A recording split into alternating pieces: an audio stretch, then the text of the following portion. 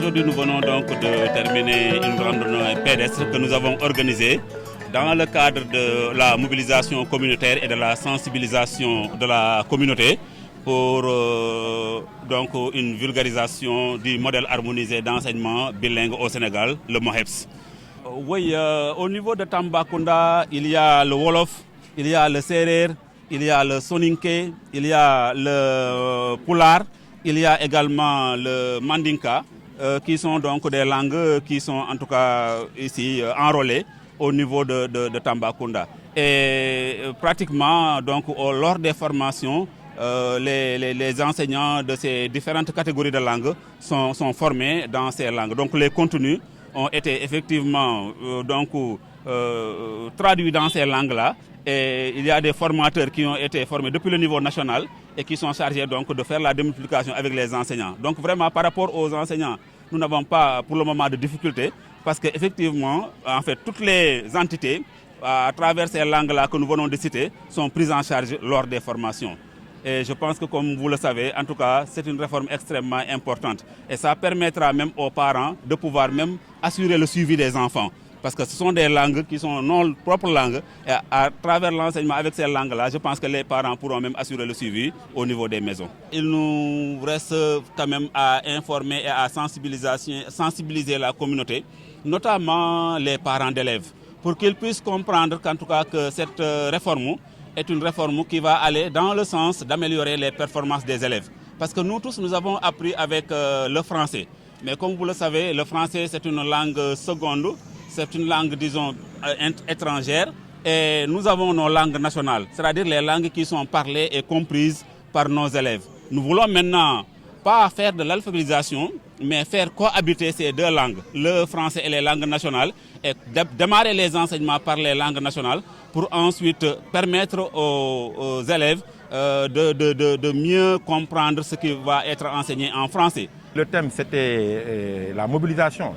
C'était la sensibilisation, c'était de permettre à la population de Tambacounda aujourd'hui de comprendre ce qui se passe dans les classes. Parce que les enfants nous viennent des maisons, ils vont dans les classes. Au retour, ils disent à leurs parents que nous apprenons le pulaar, le mandingue et tel. Aujourd'hui, les parents qui n'ont pas compris ont compris parce qu'à travers les messages qui ont été véhiculés par toutes les langues, ils ont compris que cet enseignement, ce n'est pas l'alphabétisation.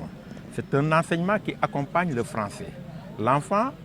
parce que le français qu'il apprend, c'est une langue étrangère.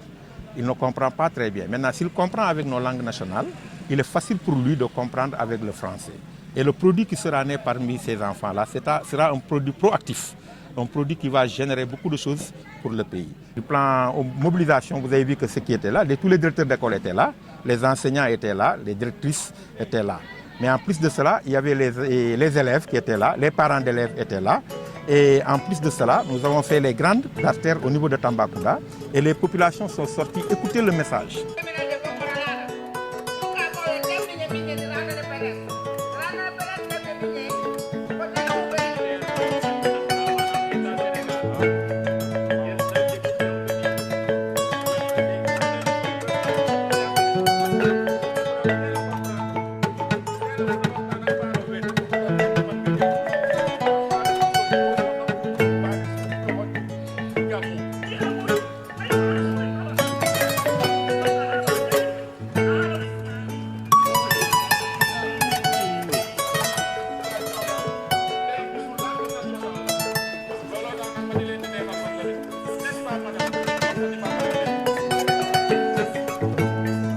tey dañoo amoon benn ndaje bu ñuy wax randonnée pédestre maanaam dañoo dajale woon acteurs yëpp yi nga xam ne nii ñu ngi fii ci Tamba ànd ci ak ONG Kateya cellule communication bu IF Tamba ànd ci ak équipe bu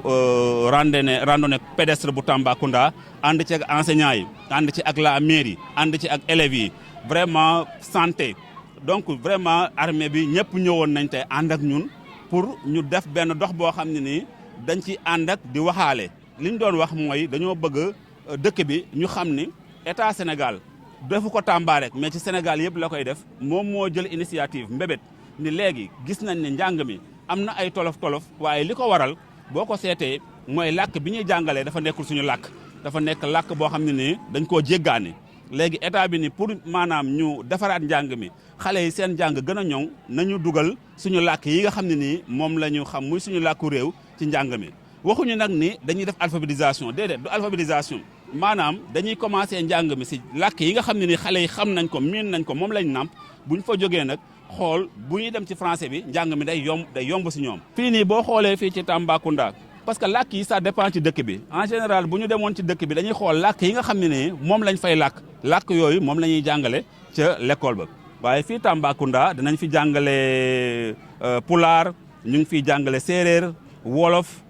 mandinka ñu ngi fiy jàngale soninke donc essentiellement mooy langue yi nga xam ne nii fii ci Tambacounda enseignants yi nga xam ne nii ñoom ñooy war a dugg ci classe yi di jàngale formé nañ leen ci directeur d'école yi formé nañ leen ci vraiment côté boobu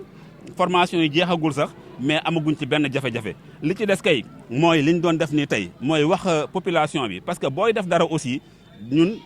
maanaam ñi ñu yore xale yi ñu yore ci kër yi la ñu jóge kër yooyu ñu jóge nag ñi fa nekk dañ ci am solo ci lépp lu ñuy def ci école bi moo tax il faut que ñuy waxtaan ak ñoom pour ñu xam li ñuy dugal ci école bi lan la di leen rassurer nag di wane ni lii nga xam ne ni état bi daf ko jël dafa toogul toog rek jël ko dañoo toog ba gis ni xale yi kat seenum njàng vraiment mi ngi sooxe te bi ñu seetee ba seet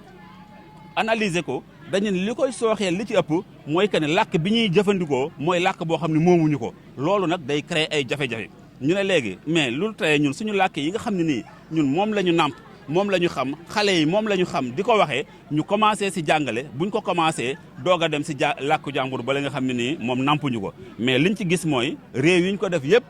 xale yi dañoo gën a xarañ njàng mi dafa gën a xarañ résultats yi dañu gën a baax. waaw lii lu baax la parce que boo xoolee bu baax ñun directeur d'école yi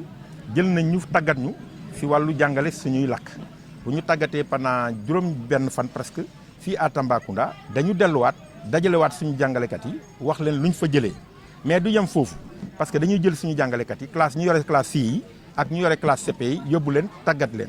pour ñuy jàng suñu suñu langue nationale yi te tey boo xoolee école yi koy def yëpp macha allah gars yi gis nañ si njëriñ bu bëri